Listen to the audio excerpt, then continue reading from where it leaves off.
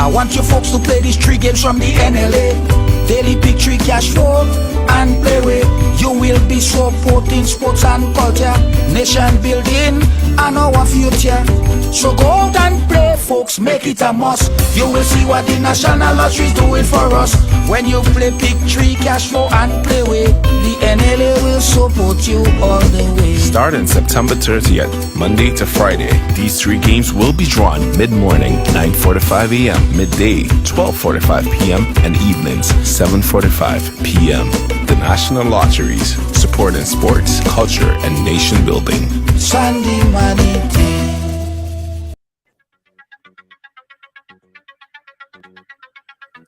Yeah. Welcome. Happy Monday. What's up? Welcome to Ride Along Live for today, Monday. Love it Monday.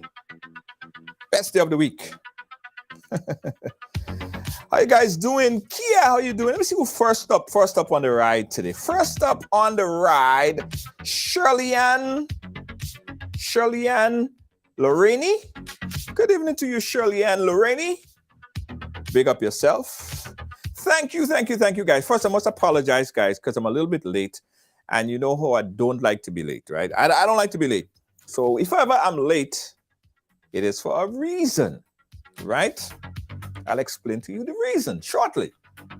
So I don't like to be late because I know that you guys take a lot of time in getting ready for the program, right? Sitting there. When you see 5 minutes after 6 come and people start to message me, where you at? I know how you feel. I know, I understand. But I'll explain. So everybody share the program right now. We got a afternoon Dilian. Lacey J. Welcome from jail. I know you oftentimes get locked up in Meta jail. Let me share the program on my page, guys. Let me share the program a few times on my page. Because I want this particular program to go far and wide.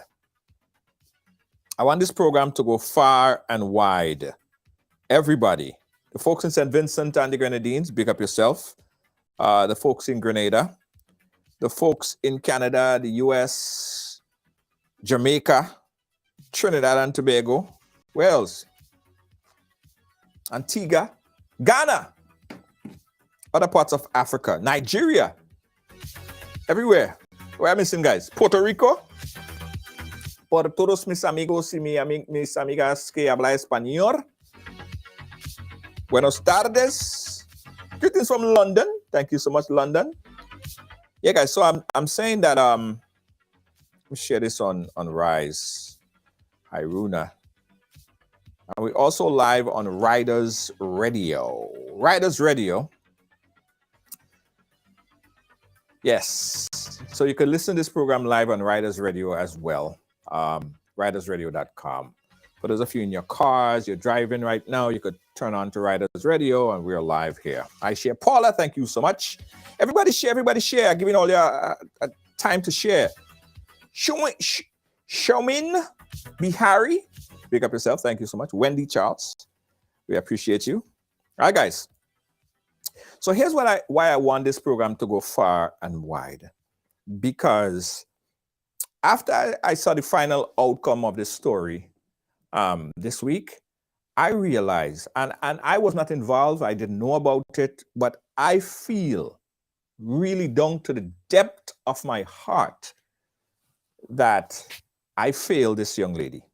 Now, I didn't know the story, but I feel I just have a personal guilt inside of me. Like, I feel like I failed this young lady. I felt like I failed this child. Another child died, guys. And it wasn't because the death of that child could not have been prevented. In fact, with help, with some assistance, with some financial assistance, people actually caring. And this is the thing that we preach most here on Ride Along. Right?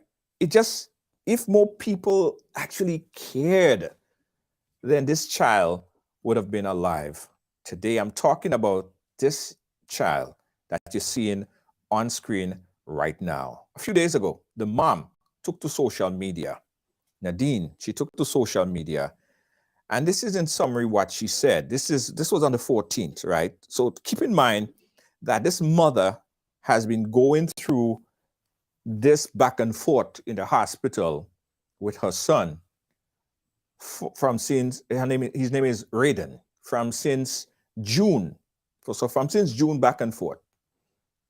The mother posted on January 14th this picture and said, I'm not posting this for fames because these are not the kind of pictures I would like to post with my child. But in case you're wondering, my child is still suffering. This child was still suffering. This morning, she said, I've seen his eyes and he's getting yellow.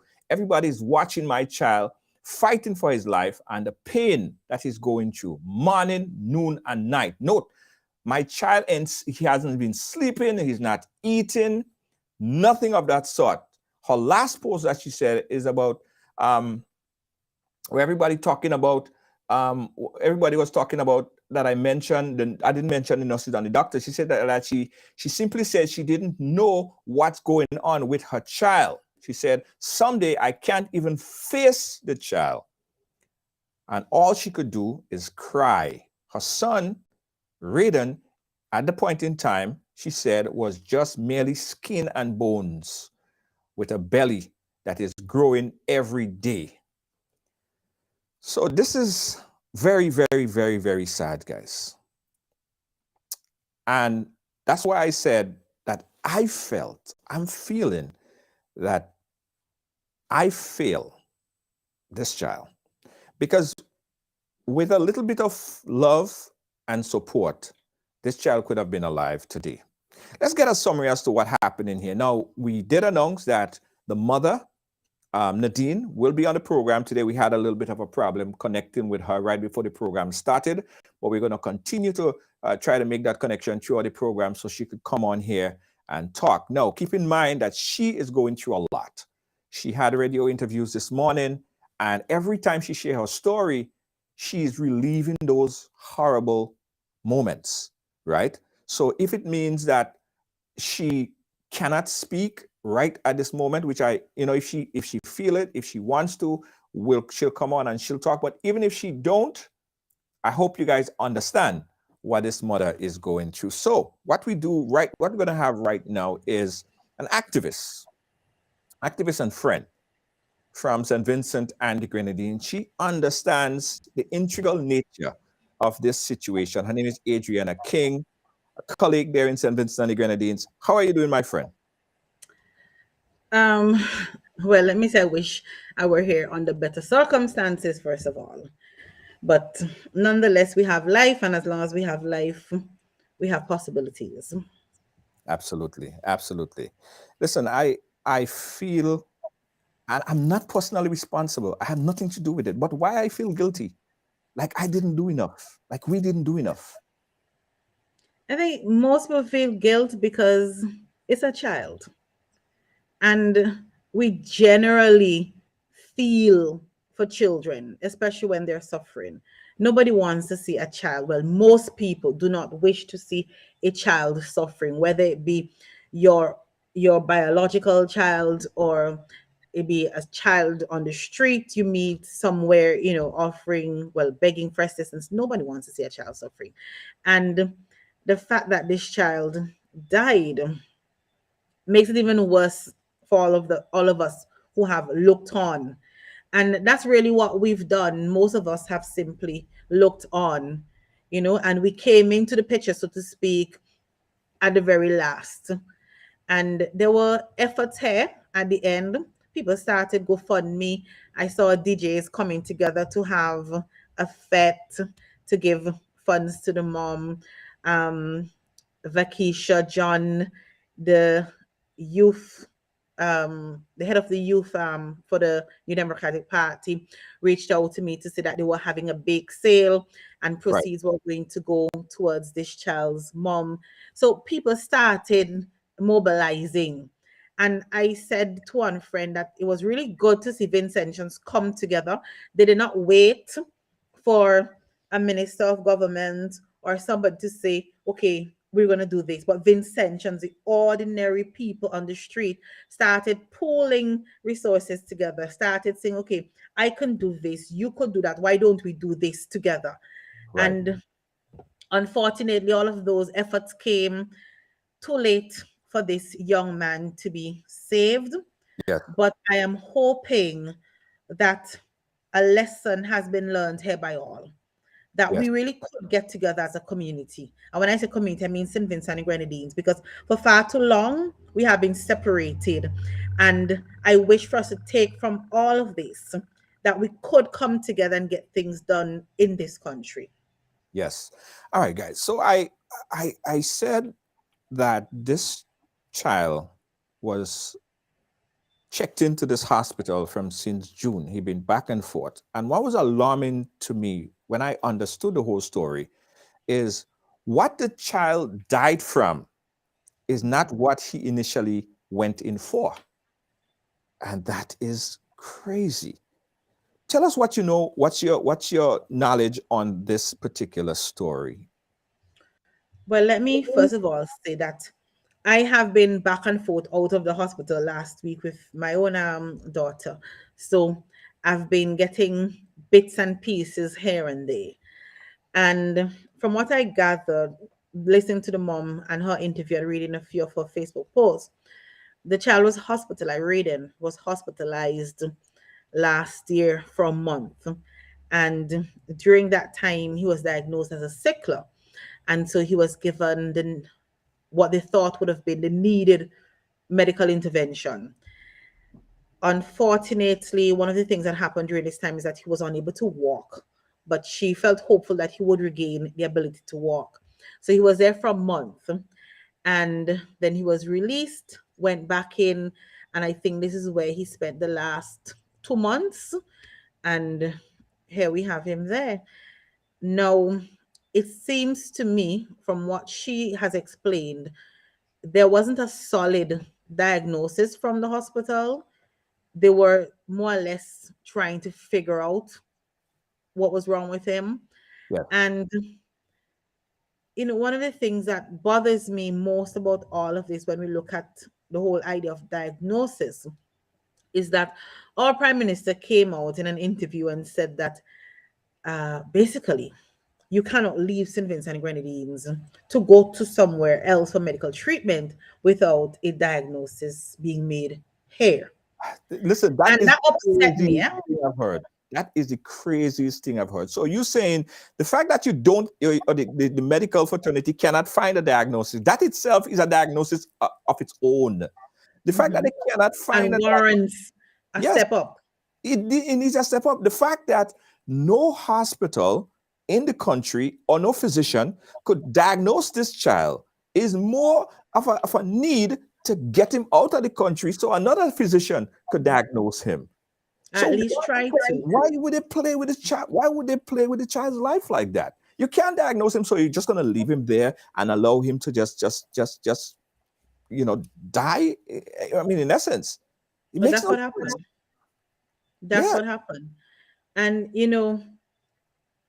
I had an experience back in 2006, I think it was, where I had to go to Jamaica for medical diagnosis because what was happening to me, the doctors here weren't able to pinpoint it. So I had to go to Jamaica to do an MRI so that they could figure out what was happening. So I know for a fact that somebody does not need a diagnosis to leave St. Vincent and Grenadines for medical attention.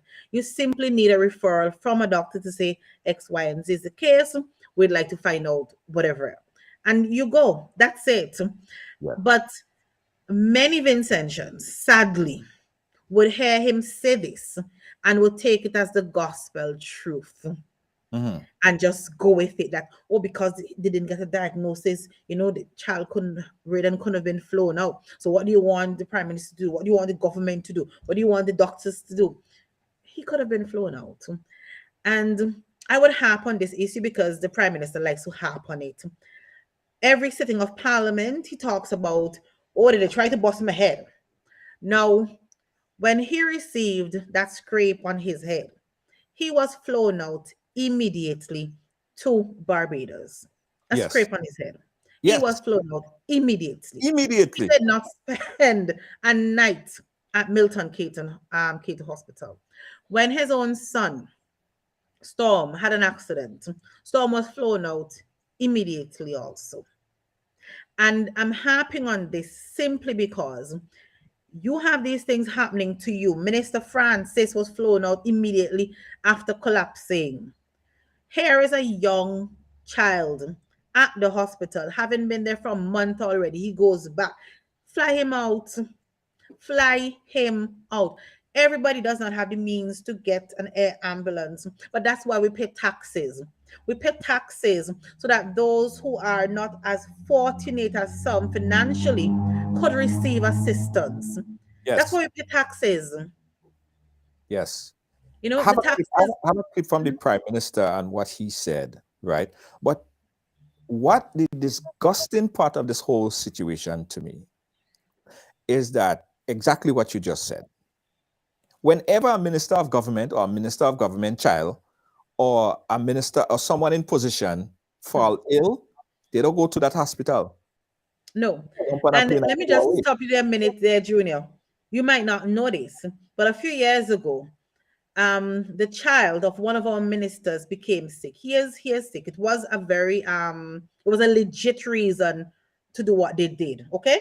Right. And I have no qualms with them doing what they did for their child, because as a parent, you do whatever it is in your means to save your child. Yes. And so in this situation, the airport had to open. Yeah, I heard about that. When I was closed in the night, had to open to fly out this child. Again, For that reason. nothing is wrong with a parent using their means to ensure that their child gets the best treatment. But I'm just showing here the disparity in which those who are poor, the disparity between those who are poor and those who have means. And those who are poor, they seem to have no one on their side. True.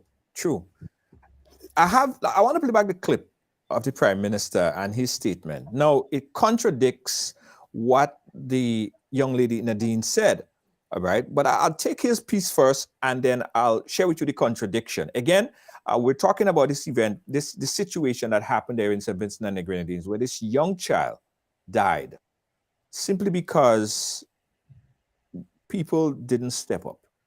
And his mother didn't have big connections, right? This is Dr. Ralph Gonzalez's response to the situation that happened. Check it out. There's a lot of harsh things have been said which are untrue.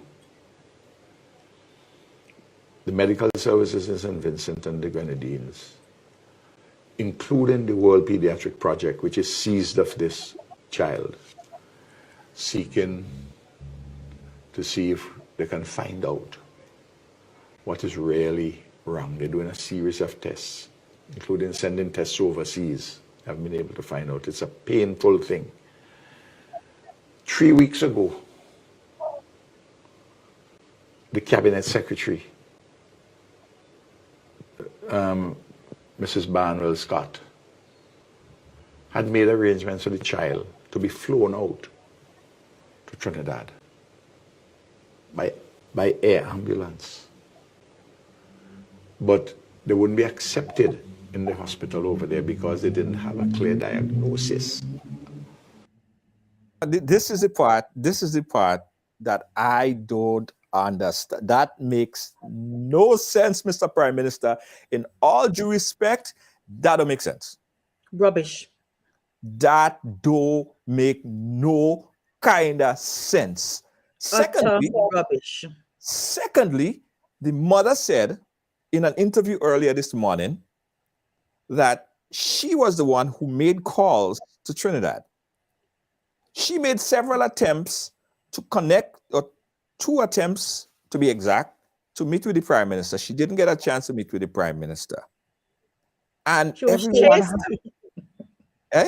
She was denied the opportunity. And everyone had this nonchalant kind of, thing about the whole situation. She even said that a doctor at the said hospital told her that her son was going to die. I want to continue to play a little bit more of Dr. Ralph Gonzalez interview. Check this out. And they're doing the test. It's a troubling medical situation. I understand the mother had come to see me, but I wasn't there or wasn't available, and nobody had told me. But I've assisted him with my permanent secretary, Angie Jackson, and with the cabinet secretary. So even though you don't see me, you notice I could talk to you about the child's welfare. And it's painful. We are willing at any time to send the child anywhere in the Caribbean where they would accept the child in respect of with the diagnosis. Down to today, I talked to the cabinet secretary. She briefed not only me, but briefed the cabinet. I believe now that you raise the thing, I should ask them to, between the cabinet secretary and the Ministry of Health, the chief medical officer, should probably issue a statement as to the efforts which are being made in the budget. Yeah, it's hard to listen to this. It really is. It really is. It really is. It really is. It's difficult. It's difficult. And if we're feeling so emotional about it, and we should think about how the family, the mother, is feeling right now. The mother is going through this ultimate reality and thinking to herself, if she just had political connection, if she just knew somebody, had a fairy godfather somewhere. Yes. And the thing is, Junior, and I want to say this plainly here. Now, she has been beating up herself a lot. And I see people saying, oh, if it had been me and been my child, I would have do this and I would have do that. And if it's this and if it's that. I want to say to Nadine plainly that I think she did all that she could as a mother to save her child. I don't think at any point she failed to do what was in her means, what was in her power, what was in her mind.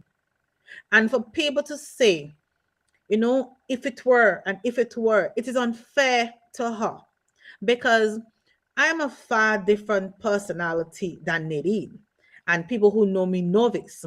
So, Junior, I could say, for instance, if I walk into a room and, like, for instance, I'm cashing my groceries, right? And I get up to the belt and the belt has whatever on it, I'm going to ask them to wipe it off. Most people don't do that. But a situation happens and then you hear, well, I would have tell them to wipe it off too. But no, you won't have. You won't have told them to wipe it off. You would have just cashed your groceries and gone home. Don't beat upon her, because she did what she could for her child. She did it. And it is not an easy thing, Junior, to stay at that hospital. Like I said, my own daughter was there last week, and that was Thursday, Friday night, 2 nights.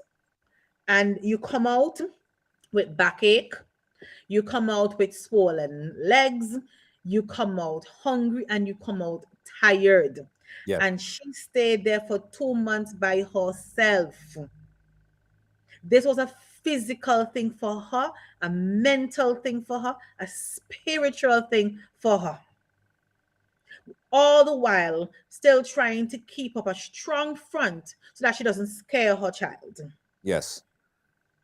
And so anybody who wants to stand and say, oh, I would have done this. Oh, okay, maybe you would have, I don't know. But you're not her. And you don't have her experiences. Your life is not hers. You don't know how she was brought up. You don't know how she sees herself. You don't know her. Right. She did what was in her means. And I want people to stop beating up on her. Yeah, true. Guys, again, let me give you a quick summary of what we're speaking about here.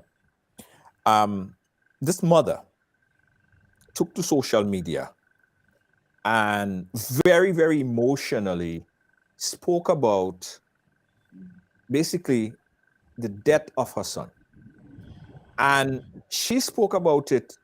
I don't want to play back that because I think that was really emotional. I don't even want to bring you guys through that. But in summary, she's saying that all of these things happen in this timing. And if it was by the will of certain people, or if there was by the connection of certain people, her son could have been alive today. His death, as she's saying, could have been prevented. But because of a lack of will, a lack of the proper connection, her young son is gone. Now, she had agreed to come on the program here today. And I understand her trauma. I understand what she's going through. So if she doesn't come on between now and the end of the program, I hope you guys understand she already had an interview earlier this morning. And although she agreed, she's going through a lot. She's relieving it every single time she speaks about it. Mm-hmm. But we have to ensure that things like that don't happen again. Because any one of us could have a family member that succumbed to something like that if we don't speak out strongly about it and see how we could prevent or avoid something from that from happening. Adriana, this particular hospital, I'm privy to it because I had a couple of years ago, I had someone on the program and they spoke about a child or a family member who died in that particular hospital. Mm-hmm. Does that hospital have a reputation? Let me adjust myself. Does that hospital have a reputation? Well, we have a thing here in St. Vincent where we say there's a reason why the hospital and the cemetery is in the same yard. Wow. No. Short answer, yes. People would always say that once you go in, there's no guarantee that you're coming out. That's a general thing that Vincentians have when it comes to the Milton K2 Memorial Hospital. And I want to say it's not always the fault of the physicians. Sometimes it is. Sometimes they simply don't care. You go there and you meet the most snobbish nurses or doctors.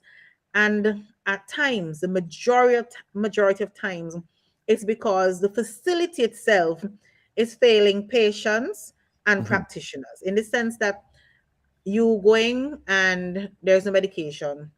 I know of people who have died because their family had to send to Barbados or Trinidad to get medicine, and the medicine came too late for them. There are people who go in there with simple things, and the next thing you know, they're dying of sepsis. Then there, for instance, a few years ago, we had an incident on Union Island where 2 teenagers and an elderly fellow were burnt. Now, the thing is, let's go back to this whole idea of flying out people, right? Right. We do not have a burn unit at the Milton K2 Memorial Hospital. We don't have that. We don't have a unit dedicated to burns. So if somebody comes in severely burned and you have no means of helping them, what should you do? In my opinion, you do exactly what you do when the Prime Minister gets a scrape on his head. You fly them out immediately. When CJ, my past student, was run over by the police vehicle, they tried to get the Prime Minister's assistance in getting him out of the country. That was a no-no. And he too was left there to die. He also should have been flown out immediately. Yes. We had a young lady dying of appendicitis. We had children who died of dengue. And the things that people are dying of when they go to the Milton K2 Memorial Hospital, it really puts into perspective how poorly developed St. Vincent and Grenadines is. Yet their Vincentians would argue that we're performing better than others in the Caribbean region. We have the best healthcare. We have the best education system. We have the best roads. And yet, look at our healthcare system. Just look at it. We don't have an MRI machine to brag about. Basic things. Someone sent me a voice note about earlier today. If I could play it, let me see if I could play it back. Good afternoon, Riley. Yeah. My name is Anthony. I'm originally from Grenada, living here in St. Vincent. Right? And I see you publish a story with the lady with the young boy with the stomach growing, and he died. We had a next similar case with a All right, let me get that back up there. Okay. I would say a young man. He's my age, in his 30s. He died this morning or last night in that same hospital with a similar stomach case where they had us to go in, and they went in and did they cut him open about 3 to 4 times to do operation on his stomach and his intestine. He ended up dying from all the surgery and stuff yesterday morning or last night. I don't have full details of the everything, but that something is going on in the hospital, man. I'm a Grenadian. I don't even want to go in the hospital if anything happened to me. Trust me. So people are actually scared of Yes. what's happening. And to even- Vincentians are literally afraid to go to that hospital. And election year after election year, we're being promised a new fancy hospital. And it is every election promise. I'm not even joking. It is in every election. The campaign trail, you would hear them bragging, the ULP, oh, we're going to build you this hospital. We're going to build this, we're going to build this, we're going to build that. And as soon as the term starts, the money shifts. So in this present term, we have a port and we have a parliament building. These are the things that are going to be built in St. Vincent Grenadines while children die at the Milton Keytes Memorial Hospital. And Vincentians are sitting back and allowing this, so that every Monday morning we're going to have this situation where we'll be bawling as a nation for a child or for a loved one. But we ourselves are not focusing on what needs our immediate attention. I don't understand how people could sit back and allow for the biggest project ever in the country and in the history of the Caribbean Development Bank to be a port in St. Vincent and the Grenadines. Not a hospital, a port. Wow. And it's not to say that St. Vincent and Grenadines has such a, we don't have a manufacturing industry. We do not. So who is going to benefit from this port? We don't know. But it's the biggest project in terms of money ever in this side. And that was one of the things that the Prime Minister and those from the bank bragged about. Then they brag about the Parliament building that is going to take millions of dollars. And we do not have medicines. We do not have, as a matter of fact, Junior, if I were to show you the gown that my daughter had on to go into the operating room, you would think that I'm some sort of careless mother. Because this thing had one huge hole at the front of it. They do not even have those one-wear slippers that you could put on to go into surgery. They don't even have these things. But yet, Vincentians are concentrating on a parliament building and a port. So this is going to happen again, sadly. We're going to end up here again, grieving as a nation. We do it ever so often. Right. Ashida is asking if health is doesn't matter, right? Why people keep electing the same government over and over? That's his 5th term in office. That's a very good question. Now, there are talks of cheating happening at our polling stations, and those, well, we know for sure that there is treating, because we have people on camera who would brag that they got this amount of money from this person from the ULP's team and this amount from that person. So there's definitely treating, and we have tested cheating in the court system, and that didn't get us anywhere. Now, we had a case last elections where in this constituency of North Leeward, the government candidate came out on top by 1 vote. And that was after recount after recount. What was decided to be thrown out was thrown out, and he won, as they say, won by a single vote. Wow. Now, I want to register this here, that even though they are now the government, the ULP is government, they did not get the majority vote last elections. Vincentians actually voted, and the numbers showed that Vincentians voted for a new government. The majority of votes went to the New Democratic Party. What the ULP got, as is our system, was the majority of constituencies. Constituency. Yeah. Yes. At But the they end of did the not get, as what Ralph would call it, the flesh, the real flesh voters. He Right. did not get that. Right.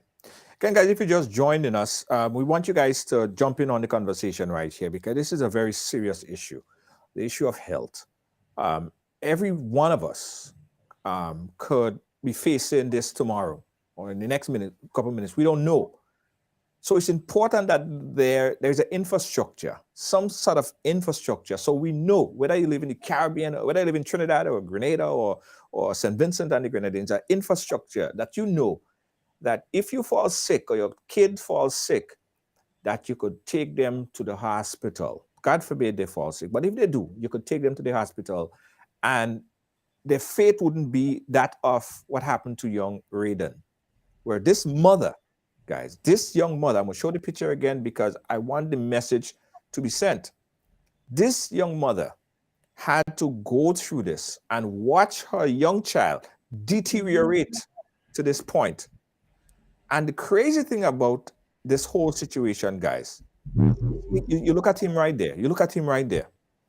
These were not even, what he died from was not even the reason why he went there in the first place. He started to deteriorate until the mother said at one point in time he was skin and bones, right? Now, they could have flew him out. They could have get him on a plane to Trinidad or where have you. What the health system in St. Vincent and the Grenadines, the Prime Minister in essence has just said, is that they could not find a diagnosis, and the hospital would not receive him if there's no diagnosis. And I'm saying that don't make sense, because the fact that the health authorities there cannot find a diagnosis, that itself is a big diagnosis. We can't fix it. We don't know what it is. So that is more of a reason, a push to get this child out of there, because we can't figure the damn thing out. That was not done. But however, in far contrast, when something happened to who's who grandchild, or even, not saying that he shouldn't get the best medical care, everybody should get the same medical care, but when something happened to the Prime Minister or the Prime Minister's children or a minister in government, they get them on a plane quick and they fly out. But when something happened to someone who don't have the political connect, they have to waste away and die and deteriorate in a hospital. So it's like a death trap. And that's essentially what is happening here. More have to be done, and people need to see this. People need to understand this, and we need to speak out about this. So I'm happy when Adriana King and other people in St. Vincent and the Grenadines are not just sitting by and let this thing go. Because if it happened in St. Vincent and the Grenadines, and it's agitating to me, it hurts me as if it was happening right in my country or anywhere in the world. It is bad, and it is sad to see that child had to die because they didn't have the necessary political connect. And had it been that information was able to get across, I think we could have raised, let's say it needed $100,000. Say it was a money thing. They need $100,000. I think we could have raised that. Because it would have been raised. Yeah, without all that political push, without that media push, I think they raised about $15,000 or something like that. It would have been raised. It would have. People rarely came out. Yeah, we could have done it. So but something, Junior, the mother in a post said that she wishes for people to continue donating, because she wants to she wants the persons who created the GoFundMe and so forth to come together and create a fund that would assist mothers or children who end up in, the situation that she and Raiden were in. And I think that is really a beautiful gesture from her. Amidst all that she's going through, she's still thinking of how she could help somebody else.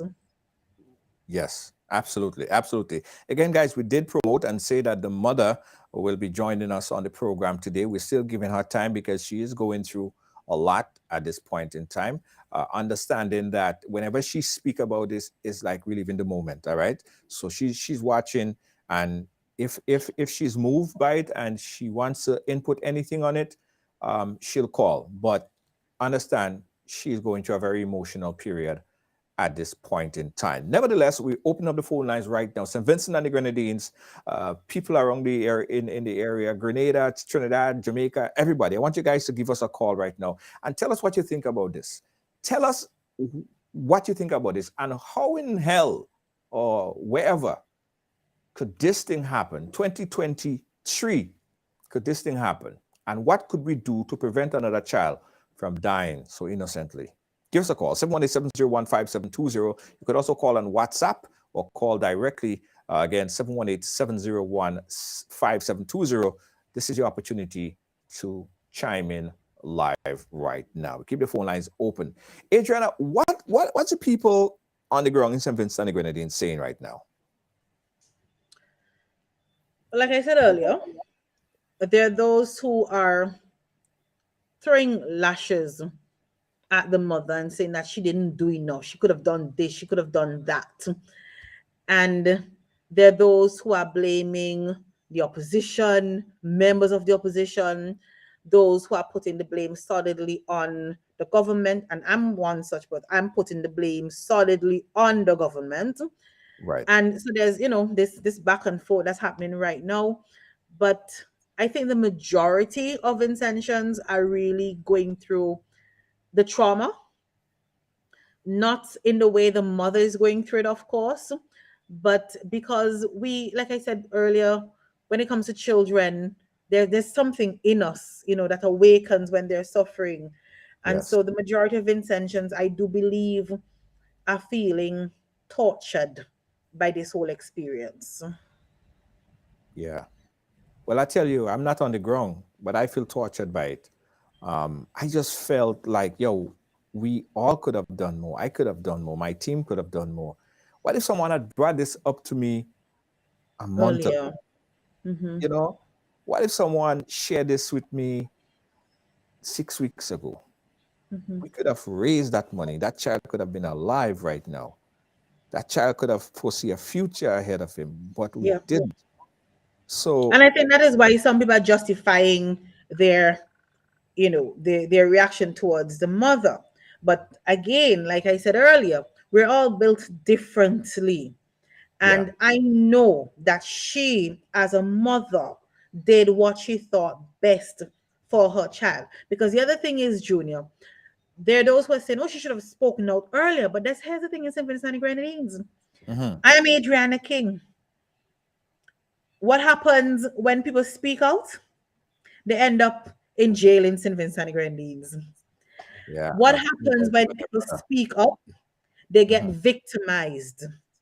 And so I couldn't help but ask myself, was she afraid that something worse would have happened to her child if she had spoken out earlier? Because that's a very real thing here in this country. So even though people saying, she just said something last year, the fact remains, had she said something last year, her child could have been in a far worse situation. Those nurses and doctors could have simply turned and left him and her there to suffer, as in, regardless of whether or not she's there, ignore her and ignore him. That's a very real thing in this country.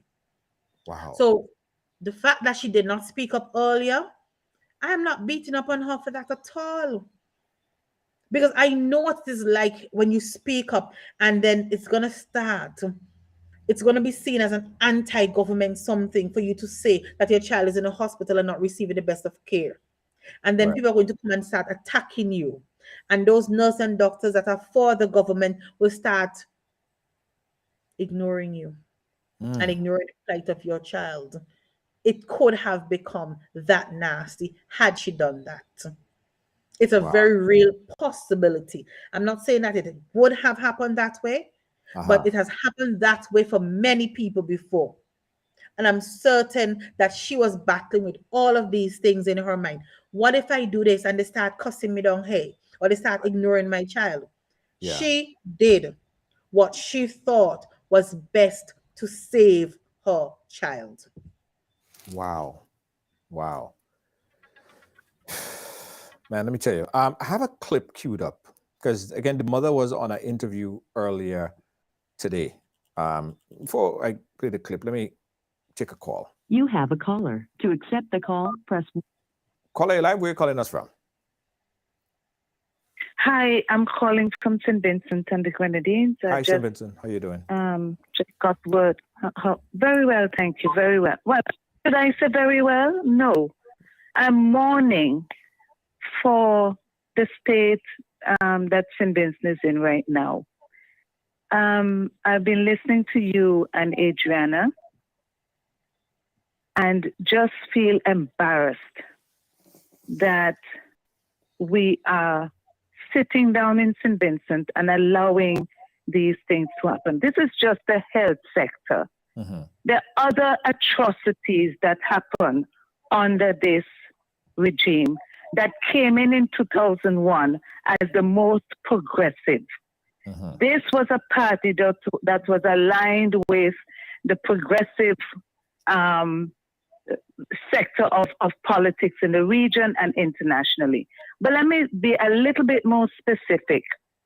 When you listen to that, I'm on your radio program, sir, and I have a lot of respect for you. So I'll try to be as moderate with my words. When we listen to that man saying that because the child did not have a diagnosis, he could not be flown elsewhere. I mean, for heaven's sake, if you are ill and you go to a doctor and you're not happy with what the doctor is saying, you go to another one, don't you? Yes, absolutely. It's called second opinion. Yes. So what is what's the implication of that is that Vincentians are so dumb that they could take that as an explanation, as a justification for that child to die. Now, for some reason, I saw what they call a discharge report. And I don't know if this is true, so I am saying this with some caution. But on that report, the diagnosis is this child had sickle cell anemia. Yes, I heard that the child did have sickle cell. Right, Adriana? Yes. We did hear that. Yeah, we did hear that the child had sickle cell, diagnosed with sickle cell. Now, sickle cell anemia, isn't that a diagnosis in itself? Right. But what happened? Nobody should die of sickle cell anemia. But what happened was that was the initial diagnosis, right? But what the child died from, what I've heard is that the child white blood cells dropped really low. Yes. And then of course, the white blood cells are the fighter cells, and if that is not present, then he open up himself to catch anything. Like he catch a bad cold, it turns into a pneumonia. So he didn't have those fighting cells. Let me tell you something. Let me tell you something. I am a retired nurse. Right. All that you're talking about there is complications of sickle cell anemia. Why the heck this child wasn't that child on the plane somewhere? Even Grenada. I show you that get better care in Grenada. Okay. Why wasn't the child? This man got a scrape in his head, and he fly over to Barbados. His son got his ankle broken. He was on a plane. Somebody else had a child sick. They opened the airport at midnight. Why poor people have to suffer under this regime as it is? And those are the people voting this man. Gone. Yeah, thank you, caller. Thank you for calling in. So the fact, and I stand corrected, but what I took away from the interview was that the child was diagnosed with sickle cell, But what the child died from was not sickle cell. I mean, that was all the complications, of course, and then the white blood cells dropped so low, and then he just caught everything. Like he caught a whole bunch of other things combined. And Junior, I'm glad I'm on here tonight for this. And I hope your audience could help me out here. But here in St. Vincent and Grenadines, it seems as though every time somebody goes to the hospital, there's always this call for blood, call for blood, call for blood. So I want to know if in other countries in the Caribbean, that's what happens. Or is there a continuous drive throughout the year so that the blood bank or blood banks, are kept at a level where people could actually get the assistance they need on time? Because we're always here sending out calls for blood. And I remember, I used to answer those calls until one time I went there and I was told that I was not supposed to be given blood. And then I was like, but this is a shock to me. But anyways, that's because of that medical condition I was telling you about earlier. So anywho, I want to find out from others in the Caribbean if there's always this immediacy for blood drives. Because every time somebody's in the hospital, you would hear, oh, go to the hospital and give blood for John Joe. Go to the hospital and give blood for Joe Adams. Go to the hospital. And there's always this appeal. So I would love to hear if this is the state of, other islands. Right. Now that's interesting. I'll be interested to find out that as well. I don't know how the process is in Grenada, if it's something ongoing or if it's at a level, and if it fall under that level, then of course they do a blood drive. I don't know the process, so that'd be interesting to find out. But it should be kept to a level where, people could get threshold that people could get. Yeah. 718-701-5720. Emergency. Yeah. 718-701-5720, guys. Put your voice on it. Let us know what your thoughts on this here. This happened.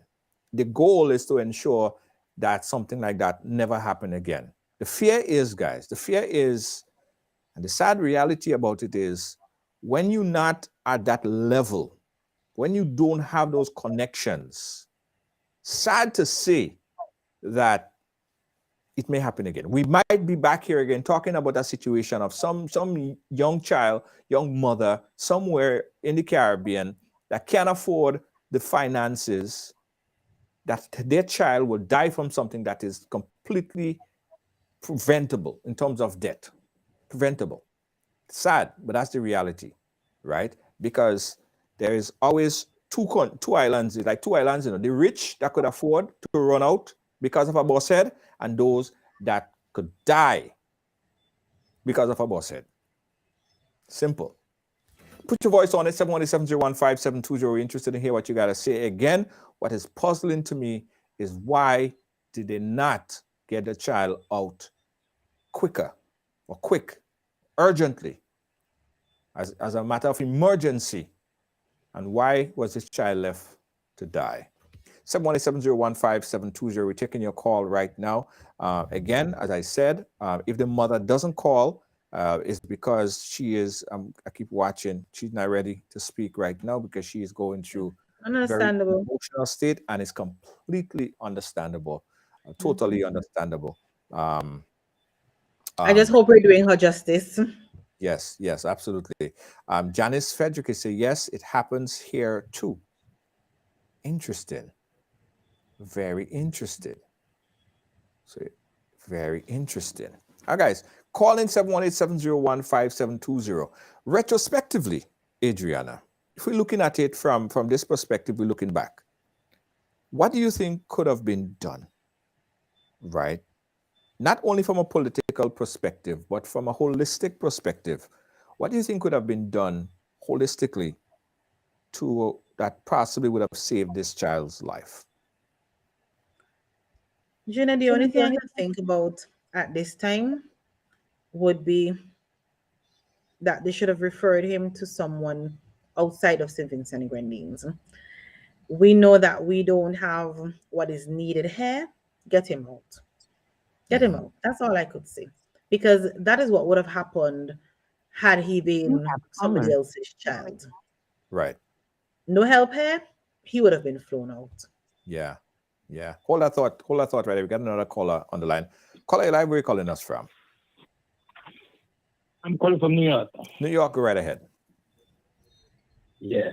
Yeah, I think the situation is sad, but I don't think there is people to blame, because you have to trust your health service. You know, saying we have to trust the doctors and we have to trust the people who take care of us. But the situation in St. Vincent right now is a sad situation, because people don't understand healthcare is a hard thing for healthcare, because it touched my heart when I heard the kid die, because the same day the kid died, my son was supposed to go to do a surgery. Uh-huh.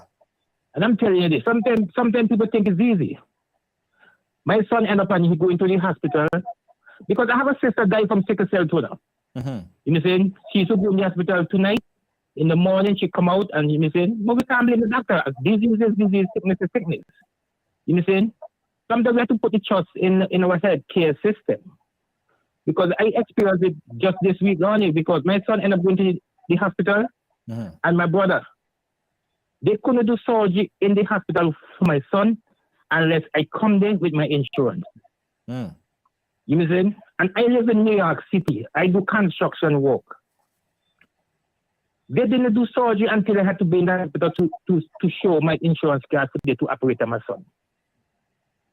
So Right. sometimes people need to, the situation is similar right now, personally, when we look at it, you're taking this thing and make too much of politics, and it's not right. Right. It's I not guess right I at all. guess You the take this question and make politics. I guess where well, I don't know if it's politics, but where the disconnect is, right, caller, is that here we have a situation where the prime minister came out and said that the reason why this child could not have didn't get to fly out of St. Vincent and the Grenadines because they could not find a diagnosis. That's sort of, in summary, what the prime minister said in his statement, right? Not quoting, but that's along the lines of what he said. My confusion about this, what he said was, well, how could that be? That should be the perfect reason to fly him out, because you can't figure it out. So I'm not trying to make it political. I'm trying to make it make sense. Because at the same time, you have, if the prime minister's son or child or whatever, or whoever family member, or the prime minister himself gets sick, he's not going to that hospital. He's not going there. Yeah, but when he get his boss said, he went to the hospital. Adriana, where he went when he got his boss said? Fly him out. He went to Barbados. He went to the hospital and he was immediately taken to Barbados. Yeah, but he went to the hospital. Can I ask the caller a question? Not this thing. Caller, could I ask you a question? Okay, let Adriana have an input on I this. just want to ask you one question. Now, let us knock on wood here. I'm not wishing bad on you nor your child. Now, if your child, heaven forbid, were to be burned over 65% of his body, where would you go? Where would I go? Yes, where would you take him? Where would I take him to the hospital? Could you name a hospital where you take him that he would get help? Well, I could take him Kings County. I could take him anyone else that close by. And you think they'll be able to help him? Well, listen, I have to trust the health system. Do you think they'll be able to help him? That's all I'm asking. Yes or no? My son just do a surgery. He just came out of a surgery. You're not answering the question. Do you think that they'll be able to help him? Yes or no? Yeah, well, them is the doctor, so I think they will be able to help him. Okay. We in St. Vincent and Grenadines, we don't have that luxury. If that happens to a child here in St. Vincent and Grenadines, we don't have somewhere to take them that we think would help them. Okay? That's a big difference. So you're making comparisons between the United States where you are and what's happening here in St. Vincent and Grenadines, but you're ignoring the truth of the matter here in St. Vincent and Grenadines. If a child goes into the peds, chances are a medication as simple as Brohex would not be available on the ward for that parent. That parent have to leave whatever hour in the night to Okay. go to the pharmacy outside to get the Brohex. All right. Caller, Okay, go can ahead. I Ask ask your a question. question? Yeah, go ahead. Okay, as I told you before, my son just do a surgery.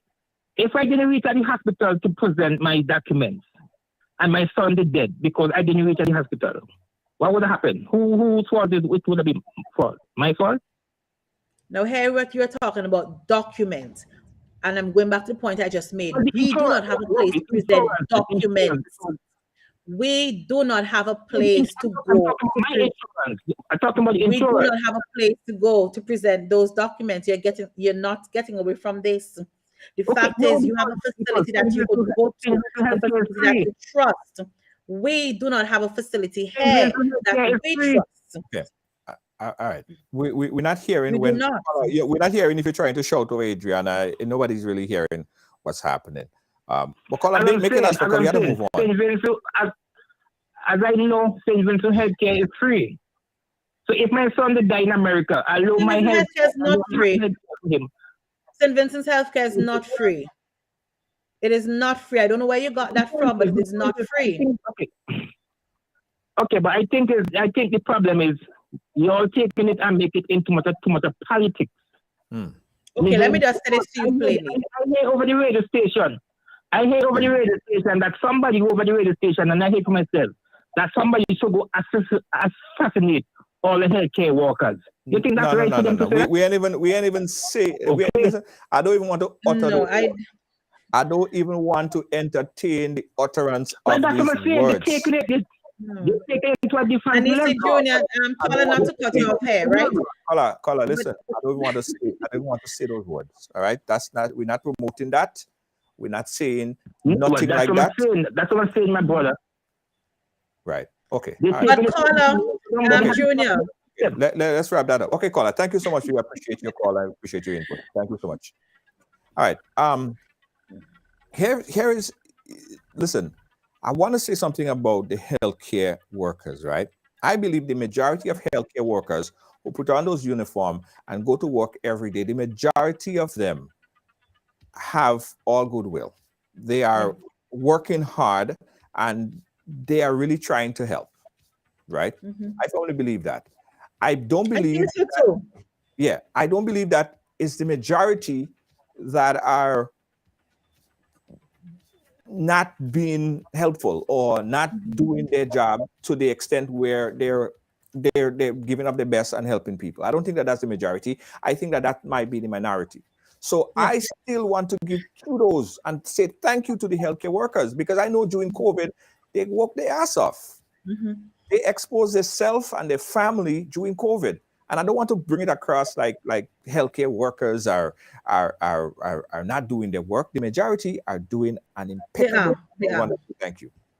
And that's why I said at the beginning that I think the facilities at the Milton Cater Hospital, they're failing patients and practitioners. Right. Yeah. Let's take a call. We got another call on the line. Caller live, where are you calling us from? Yes, Reggie. I'm calling from UK. I'm a Vinci living in UK, yes? Vinci in the UK. Go right ahead. Yes, sir. This caller that called earlier from America, he talk a bunch of foolishness. You know, it makes no sense to me. Because just the other day, I have a sister who gave birth in St. Vincent about a couple of years ago, and she sent me some videos and some photographs of the condition of the hospital. It looked horrible. Seen? And about 6 years ago, I was in St. Vincent. And look here, my son, I have two kids, but at the time I only had one son. I think he must have ate something. He had some kind of bad stomach. I started packing to leave because I personally will not bring my kids to St. Vincent to live because of the health conditions there. You understand? They don't have adequate hospital, and one sort of foolishness are going. Yeah. You don't think I would like to bring my kids to St. Vincent and let them experience what I experienced, but I can't risk it. Yeah. Because I know what's going on. So this man, I call from America, we they attack us sort of foolish. You know, it makes sense, man. I don't talk about people make the thing political. It's not it's facts. Right. You understand? Right.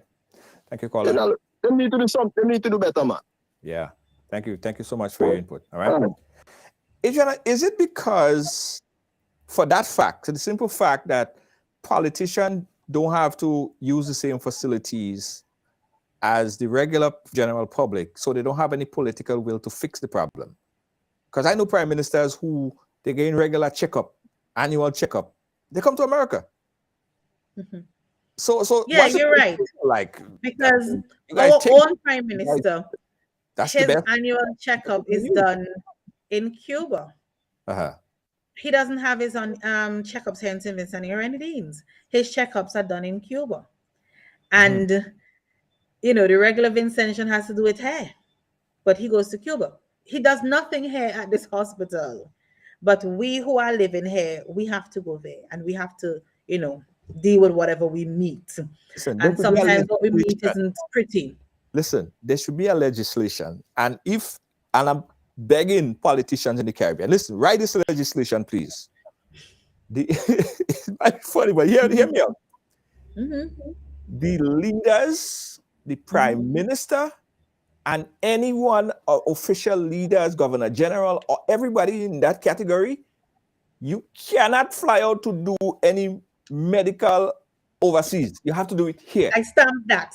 Yes. I Bam. stamp that. Yes. I You stamp have, that. you have to do it here. I stamp that. You can't fly out. No, Let's- because they let's will get come the to us solution. and say, you know, we have the best healthcare facilities in the Caribbean. You don't want to hear our prime minister brag Uh-huh. about our hospitals. You don't want to hear him brag. But yet, he doesn't go there. They should go there. They should. I agree with you They on should that. go there. I agree with you on that 100%. If it is so good, you go there. If you think the maternity thing is so good there, ensure that your grandchildren are born there Yeah. at that hospital. Because his grandchildren aren't born at Milton Cater Hospital. If he good for the goose, he good for the gander. Thank you. But I saw Carla Bacchus post a story earlier that stated 5 children died at the Milton Cater Memorial Hospital in 1 week. And there was no thorough investigation to figure out what was happening. There's a Rastafarian lady I know of whose child died and was taken from her. And she speaks about this all the time. She was on the radio talking about it. She was on where right they along took too. the She baby- was on right along too. There you go. You know, they just took the baby and just put the baby on a pile of other dead bodies. Yes. And she had to go in there and look for her child. Yes. You know, how could you have a pile, A pile of dead of babies. dead children, She was on the program. She was pile on the of program. dead children, and you're sending a mother who has just lost her child to go dig through a pile of bodies? Yeah. That. And this caller could call here now to say that things in St. Vincent are political. Well, here what? I always say to people, it's political, yes, because the word politics simply means anything that affects a populace. Anything that affects a population is politics, whether it's health, water systems, education, whatever it is. It affects your population, it is politics. Yes, absolutely. So here's what I'm rubber stamping, guys. And I want the politician, if all you so big and all you bold and all you so bright, stamp that now. Stamp that. All you can't come and do all the medical in America. Ban that. I want to see which politician go put up their hand and say, you know what? That is a good idea. That is a fabulous idea. Probably then and only then, they will start putting some political will in actually fixing the problem, fixing the healthcare problem. Because But if you Junior- have to take your sister, your brother, your family member and bring them in Milton Keaton Memorial Hospital, then what? Eyes dog then? Eyes what? Eyes what? Eyes what? I don't even know. Eyes what? Nah. Because not even dogs you would pile up dead in a room. Not even dogs you would do that. Sad situation. I want to see which politician in St. Vincent and the Grenadines would endorse that. And I know we have a lot of viewers and followers and probably a lot of political heads right now in St. Vincent and the Grenadines watching this platform. So I want Oh, to they see. are listening. They are listening. Yes, I want to see You'll which probably one get mentioned in the next sitting of Parliament. I am daring all you. I am double daring all you. Not only St. Vincent, but Grenada, Trinidad, Dominica, St. Lucia, all through the Caribbean. I am daring all you. Yes. Bring a legislation that say head of government and head of government family, or you can't go and do things like medical Stay checkup. right with the people. Stay with the people. Stay with the people, go in the local hospital and do your local checkup. If it's good for the goose, good for the gander. Take that. Stay there and take that. Then all you go start fixing hospital, good. MRI, about 1,000 of them, because you don't want your cousin, your sister, your brother to give birth on the floor. Right? There you go. You don't Have want their babies fall out. Yeah. And give them the big old hole in their clothes and all kind of bad treatment, bad food. You don't want that. No. So you don't want it for your population. Good but for they might do what they do at the roads. Sometimes they simply fix the roads leading to their homes, Highway. Listen, guys, I thank you, Adriana. Thank you so much for joining us, giving us an update. And it's great that we have that affiliation with you and the folks in St. Vincent and the Grenadines. We are brothers and sisters in this media fraternity, and I thank you that whenever I call, you're always there to give me an update on what's happening. I really appreciate you. Continue to be safe and continue to bring out the information to the people in St. Vincent and the Grenadines and the world. Before I go, Junior, could I just say something that's a bit off topic here? Yeah. I just want to say to those who are listening, those of you who know my cousin Kenson King, he was charged with assaulting a prisoner, and I just want to say that he was found not guilty of those charges. Yeah. Just had to get that out there. Absolutely. Kenson King, I will have you on next because that's my boy as well. He went to the mud. He went to the mud. We are going through it all, Junior. Yeah. And that's why I said I will not beat up on this woman for not speaking at a pace where people thought she should have, because I am living proof of what happens when you speak out in this country. Yes, absolutely. Adriana King, Kenson King, everyone that's watching from St. Vincent and the Grenadines, Asbot, ANN, we're carried live on the ANN. So all the folks in the ANN, thank you for sharing and watching Ride Along Live on Stoppable Media and every other platform that this program is aired. We say thank you so much. Oh, we have one last call. Let me take one last call before we wrap up. One last call. Caller, you the final caller. Go right ahead. You're live. Hi, good night. Hey, good night. Well, this young mother, I entered into her feelings and I know what it's like because I went through the same situation. Apparently, my son was diagnosed with cellulitis, and there were very good nurses along with bad ones as well. And before they even found out what was his diagnosis, I am telling you, they are not trained enough to deal with an autistic child. I went to hell and back. The amount of fear they put into my child, like literally, he did not even know how to. Hello? Mm-hmm. Hello? Yeah, he did not even know how to adapt back to his own siblings around the house. As in, like, when we tried holding on to him, he would pull away and start acting fearful. We took him to many doctors after, and he was fighting them just because he saw the uniform and he think that every time those people, like those new people, they were treating just the same. And I understand what she went through because my son's condition is just like the Rasta lady who they came out and speak about her situation. Yes. And I'm telling you, my son, they did not even have medication for him. We had to go and buy medication by the pharmacy, and it was very expensive for one dose, about close to $300 for one dose. And he had to get like 3 doses per day. Like 3 things per day.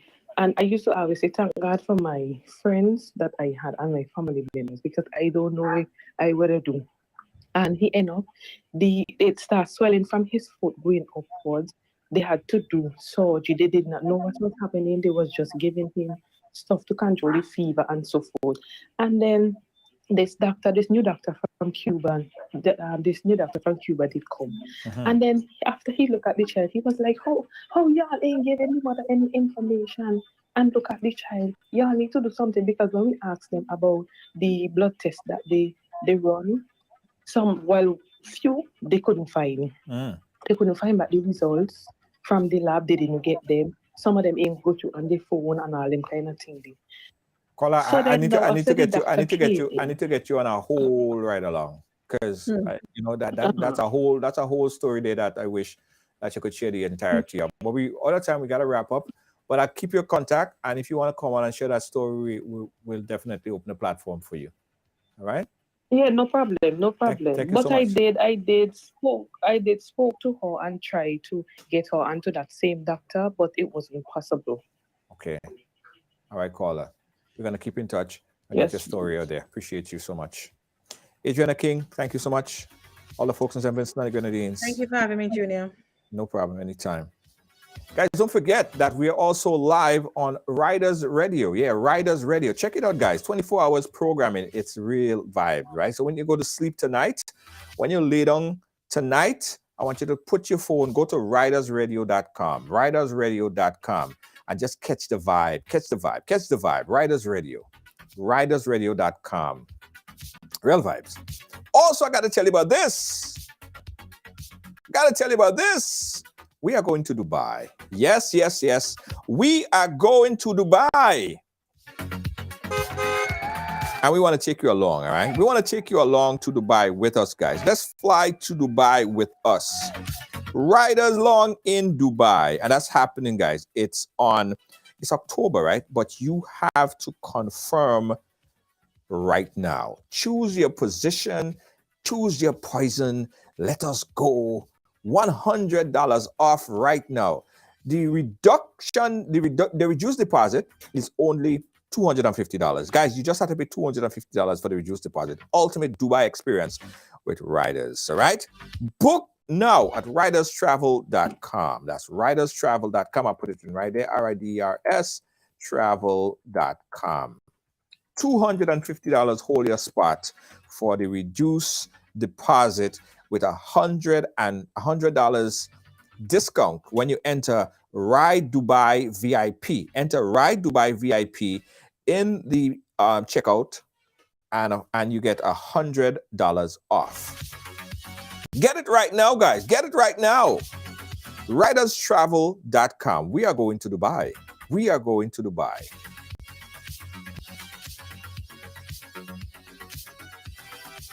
Also, guys, we got to tell you about this. Ride Along is, we having another bingo. Another big money bingo, guys. Another big money bingo. $1,500 bingo. Get your tickets tonight at ridebuy.com. Tickets for the bingo is at ridebuy.com. Ridebuy.com. Guys, this program is brought to you with the kind compliments of the Grenada National Lotteries Authority. We'll be back. I want you folks to play these 3 games from the NLA. Daily Pick 3 cash flow and play with. You will be supporting sports and culture, nation building and our future.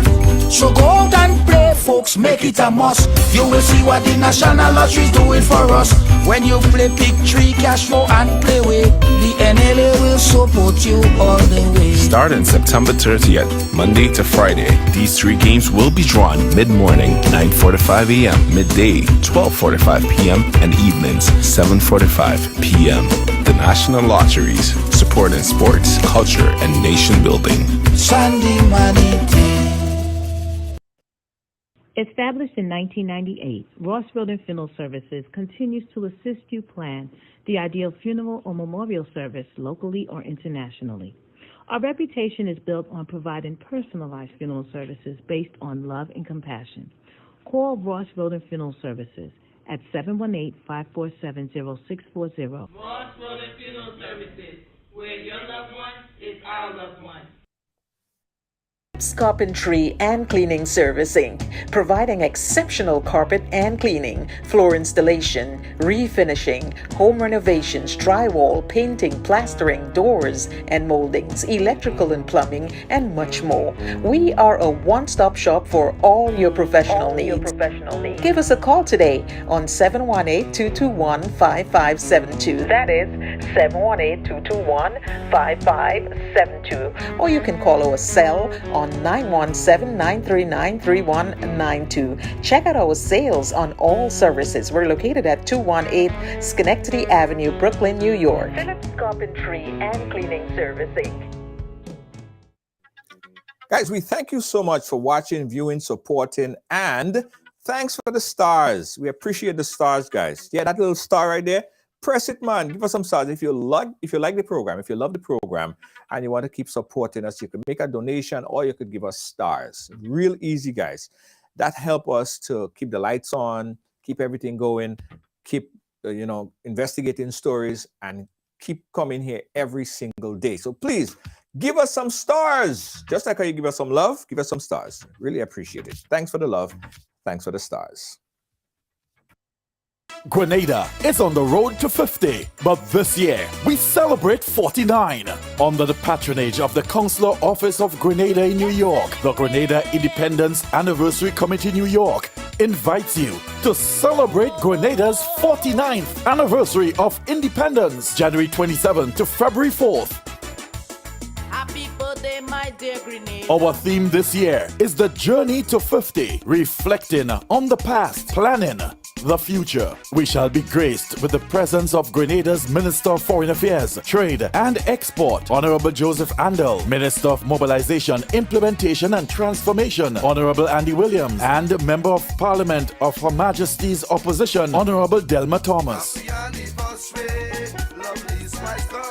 The calendar of events rolls off on Friday, January 27th with a cultural evening from 7 p.m. at Our Lady of Refuge Hall in Brooklyn. Then Saturday, January 28th is the Independence Youth Fest from 11 a.m. to 4 p.m. again at Our Lady of Refuge Hall in Brooklyn. The ecumenical service is on Sunday, January 29th from 4 p.m. at St. Gabriel's Episcopal Church on Hawthorne Street. The 49th anniversary of Independence Gala, dinner, dance, and awards will come off on Saturday, February 4th from 9 p.m. at the Anthems in Queens. It's all about Grenada's 49th anniversary of independence. The journey to 50, reflecting on the past, planning the future.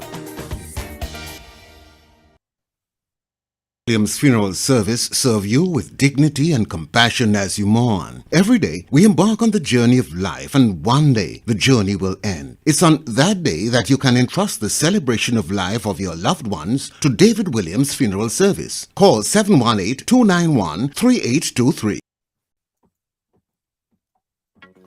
Again, thank you so much for watching. Thanks for sharing. On behalf of all of our team here at Ride Along Live, our senior executive producer, Lois JJ.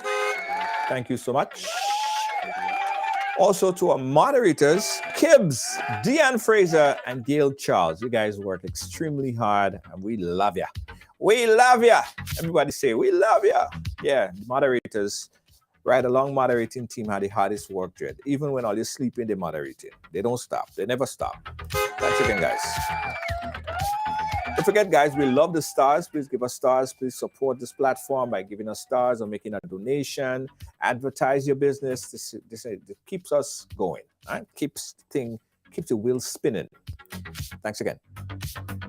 Don't forget, guys, the Grenada Independence 49th Anniversary Gala Award Dinner and Dance, and that's going on the 4th of February in Brooklyn. Honorable Joseph Andel, Honorable Andy Williams, Honorable Delma Thomas will be there. It will be real vibes. You guys can afford to miss out on this one.